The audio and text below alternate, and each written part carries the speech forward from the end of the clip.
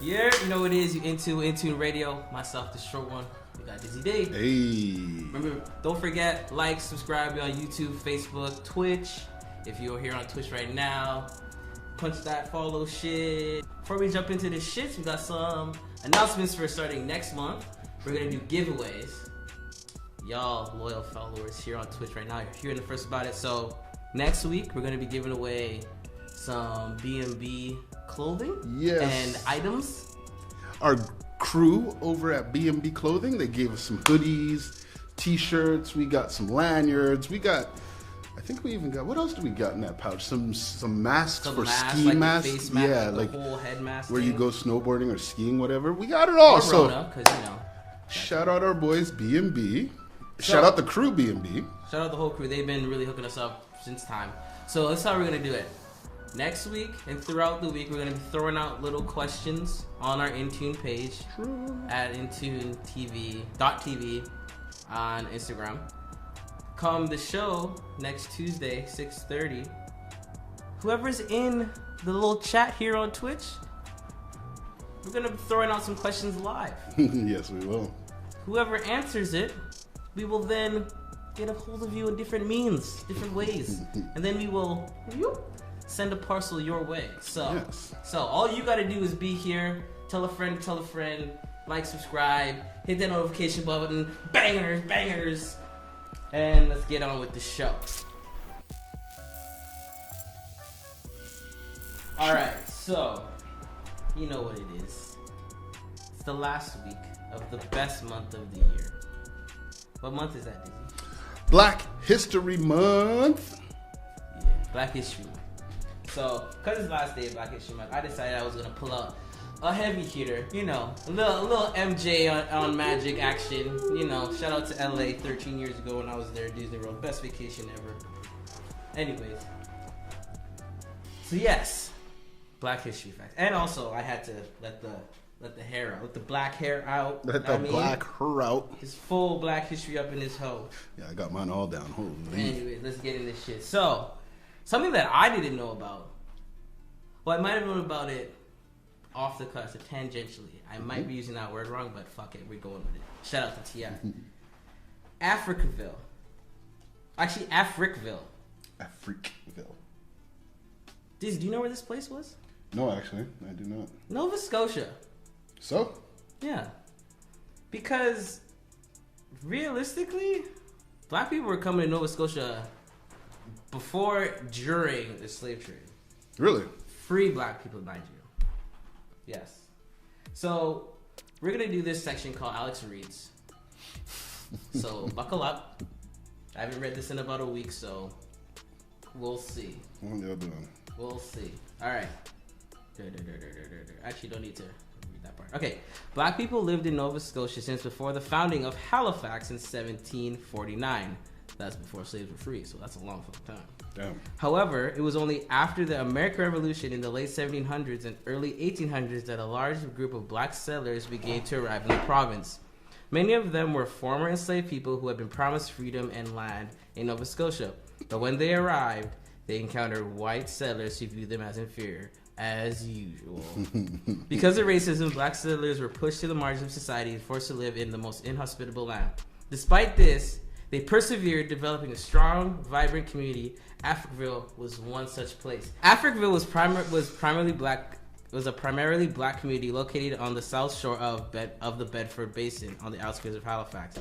The first records of a black presence in Africville dated back to 1848 and continued to exist for the next 150 years. Over that time, hundreds of individuals and families lived there and built a thriving community. There were stores, schools, a post office, and churches, and all that shit. Yeah. You weren't isolated. This is from former residents. You weren't isolated at any time living in Africville. You always felt at home. The doors were always open. That is one of the most important things that has stayed with me throughout my lifetime. And that's generally how black community is. That's true. That's how we rock, right? Anyways, unfortunately, discrimination and poverty presented many challenges for the community of people in Africville. The city of Halifax refused to provide any amenities other Haligunians? Let me see. That's what y'all Halifax people be called? Haligonians? Is that how they call Halifaxians? Haligonians. Anyway, so all you Haligonians were stush, a bunch of bitches, and they didn't give nothing to Africville. Those type of things were they didn't get sewage, access to clean water, or garbage disposal. Crazy. Yeah. Africville residents who paid taxes and took pride in their homes asked the city to provide these basic necessities, but nothing was ever done. The city compounded the problem by building many undesirable developments in and around Africville, which includes an infectious disease hospital, a prison, and a dump. Wow. That's how they like to do us. This is definitely shout out to all you, and I'm just gonna say this because you be on the internet sometimes, and sometimes you be mixing with some of our African American brethren, and we throw out our things as people that live in igloos, and they be like, "Hey, you're in Canada, you don't know what we're dealing with." I digress. Instead of providing proper municipal services to the community, the city of Halifax eventually decided to relocate the residents of Africville. The city said it wanted to build industry and infrastructure in the area, but it also used the language of human rights, claiming that the relocation would improve the standards of living for the residents. Sounds very similar to what they did to people in Central Park. Google it. Yeesh. In January 1964, He's spitting that game. 1964 people, Halifax City Council voted to authorize the relocation of Africville residents. All right, I'm gonna stop there just to say you guys kind of get the point. They got relocated, they got fucked around. Basically, the government did what they wanted to do. They gentrified the shit out of the places. I bring that up to say that was 1964. That was not that long ago. It wasn't. My dad, R.I.P., was born in 1964. When did they kill? Like 65. 65. It's like around there. Martin Luther King.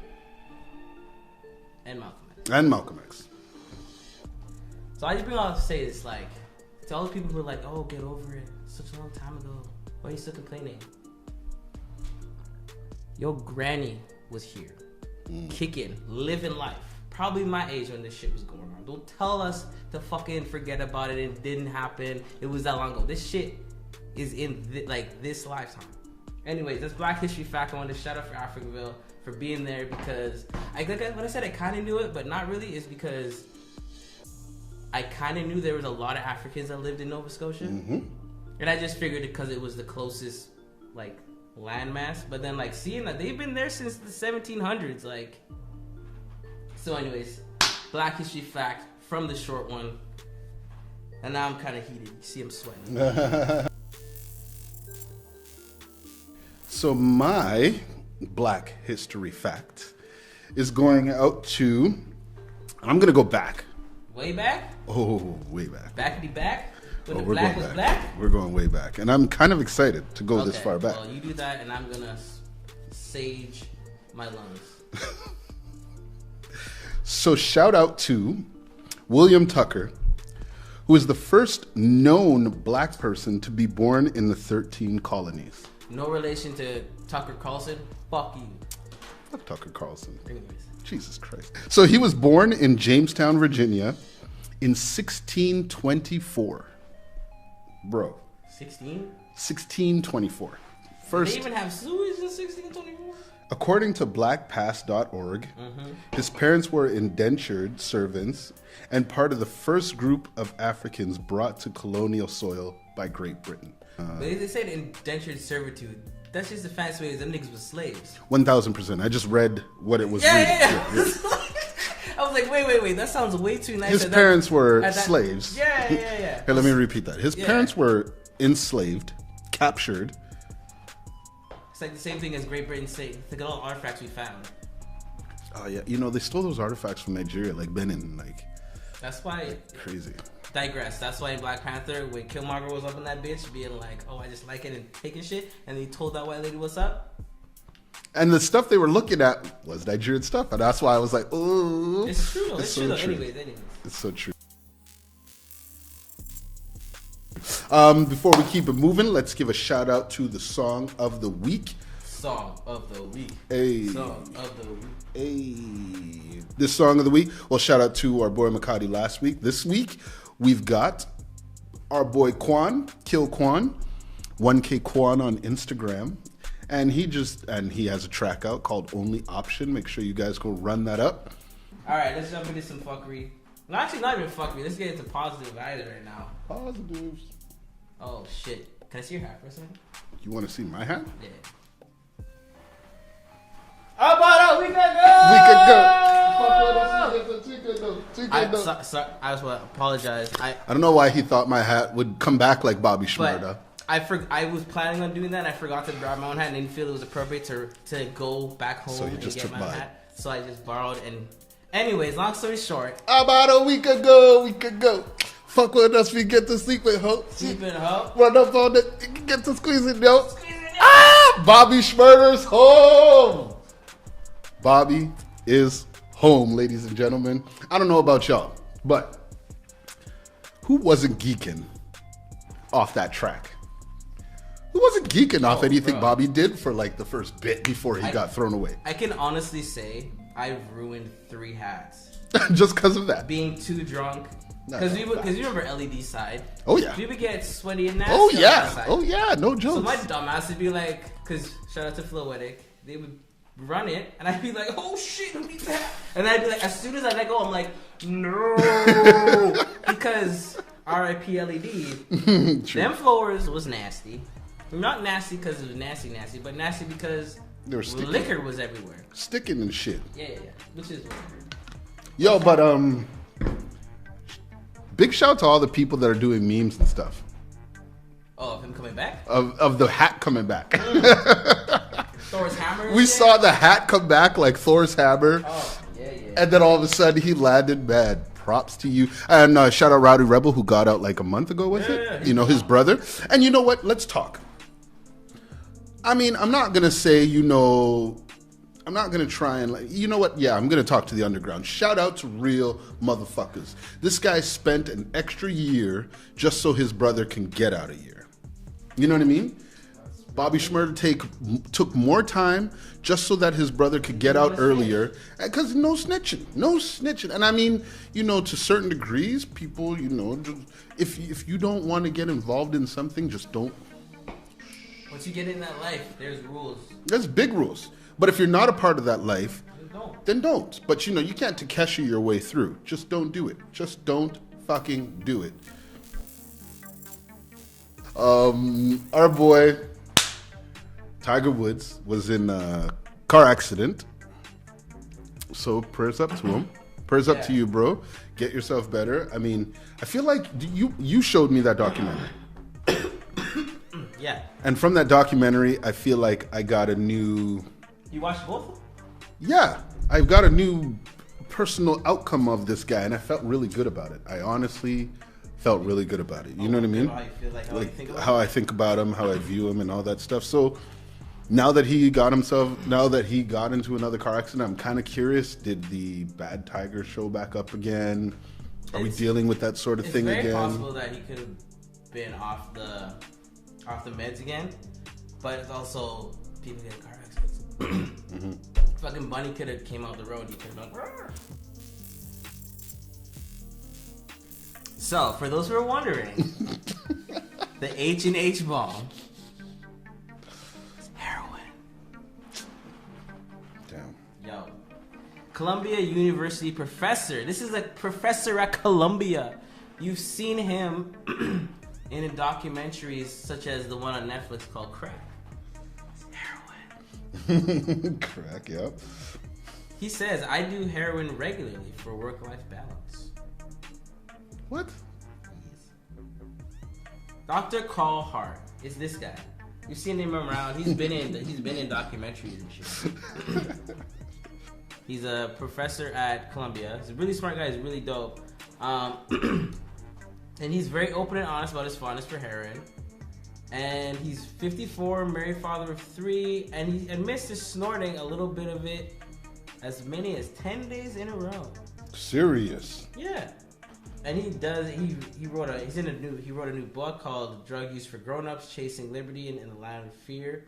He discusses the mild withdrawal symptoms he experienced, 12 to 16 12 to 16 hours after each dose, which I feel like is kind of just like and like you can read more of it for the later edits and whatnot. You'll see what's put up here. I'm sending this shit to Diz right now, but basically what he's been saying is like,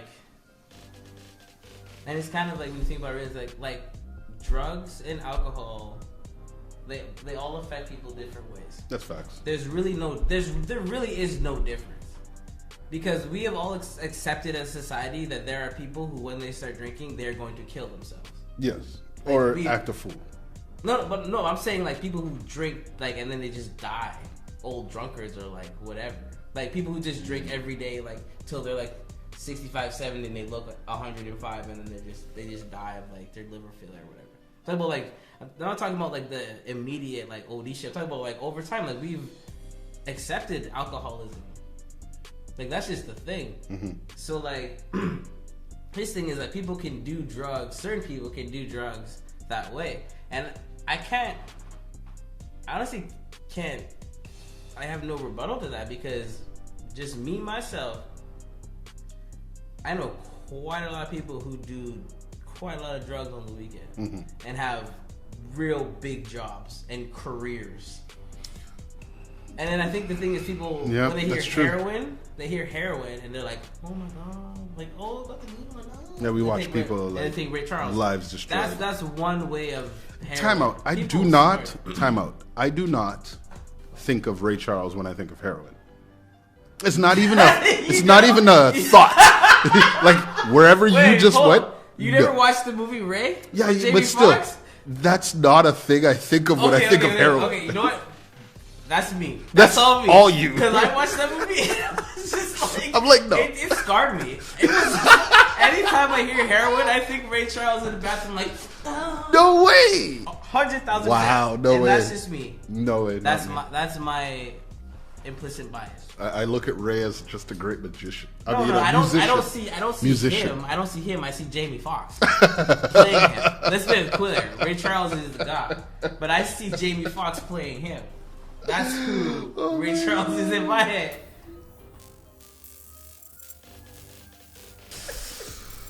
So the biggest news to come out of America as of lately was Texas. They got a huge snowstorm, and the people of Texas are confused. Confused, like they've never seen snow like that before. So confused that motherfuckers are taking lighters and burning the snow and talking about, oh, this is happening. This is not real. Look, this is metal and this and like, listen. What you guys are burning is regular snow. I didn't want to. Hold on. Don't stop me. I'm grabbing the mic. Like, I'm happy you are because I didn't want to. I'm grabbing the mic. Listen, I'm getting close. Listen, let's get close. This segment's called Dizzy Talks. Oh, he's close. That's what snow looks like. It goes up in steam. It doesn't melt like that. It's frozen. Yeah. It lies on the ground and stays there. And when it burns, it's because it's nasty snow. It's just nasty snow. It's been sitting on the ground for a while. And acid rain and shit. If you melt that and try and drink it, you won't be happy. You'll die. It's snow. Maybe not die, but you'll be gross. It comes from the sky. Sky shit. And when it lands, it sticks. So if you grab a ball of it, like ice, and try and burn it, it might not melt right away, but it's melting. It goes up in steam. It's a scientific thing. It's called snow. Hey, Dizzy. Yo. The shit is so obvious that, you know, that like media company called Barstool, it's kind of synonymous with being stupid. Mm-hmm. Even they made a fucking video being like, yo, shut the fuck up. Listen, motherfuckers, this shit is snow. It's just snow. It's just snow. It's okay. Stop it. Okay. Pick up your snow, right. Throw it at someone, or make a fucking frosty. All right. Okay. We good? We good? Okay. But on the real, shout out to everybody in Texas going through the shits. It's like dealing with some real shit, like the flooding and the. It's actually warming up now. Like it's getting better, but it's also like it was some shit because I thought about it. Like it's kind of the same thing as the Caribbean. If it gets past 60 Fahrenheit, everybody's freaking out. Everybody's. But I gotta laugh because there's so many things to laugh about. Like one of the biggest things that I thought was hilarious, like Texas is like the Alberta of Canada. Yeah. America, whatever it is. They want Okay. to be all separate. Straight. They got jammed up because they're on their own power grid. Straight. But Hold on. Let me finish. So what's hilarious to me is they finally get snow and they can't handle it. denounce. They denounce global warming. What do you mean? They denounce no, climate change. They denounce it all. Time out. Okay. They denounce it. We gotta separate the politics from the people. I'm just saying, some of the people out there really don't believe in climate change. These Republicans. Yeah. Okay, I'm cool with that. You Republicans. 1000%. I'm center, but still. Talk about them because but they're the same people. Yo, this gonna make me vexed saying it though. Same people being like, thought it was global warming. Looks like we got colder. It's like, god damn it, they changed that in 2000. It's climate change. It's called climate change. And climate change is real. And if you haven't noticed, snow's in your backyard now. Lebanon now. Or snow's not in your backyard. Like, Facts. We didn't get snow Until way late. We got 2 or 3 days of snow when you when you left. We got 2 it was 2 days and it rained the third day. Oh, and shout out to my superficial people who thought that I'm the one who brought the snow. What, here? I'm one of those it's his fault. He left, but like him leaving made a portal to like bring the snow cold from Alberta here. So let's blame him. That's all I got to say. Anyways.